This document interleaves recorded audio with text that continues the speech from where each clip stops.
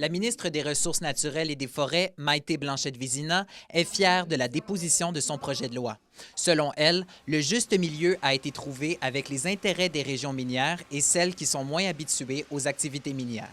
Je suis convaincue qu'on est arrivé à donner les pouvoirs aux MRC de choisir le développement qu'elles souhaitent faire, là où elles souhaitent le faire.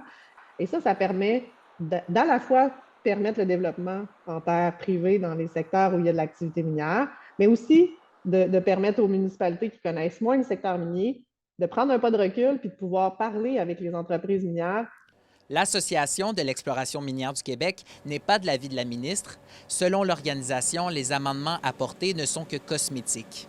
Ce qui va arriver dans la vraie vie, c'est que les projets qui sont aujourd'hui avancés ou qui sont déjà débutés vont se poursuivre. Cependant, pour partir un nouveau projet, là, ça va devenir compliqué. Et encore plus, si tu es dans un nouveau secteur, ça va rendre les choses excessivement difficiles et imprévisibles.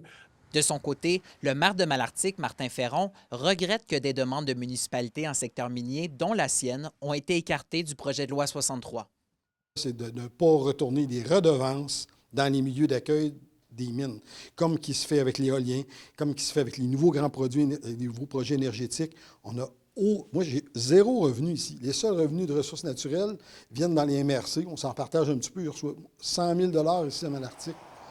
La ministre Blanchette-Vizina dit vouloir continuer à travailler avec le milieu et les partenaires afin d'en arriver à des règlements qui sont cohérents et confirme qu'elle fera une tournée des régions minières pour s'assurer de la compréhension de la loi.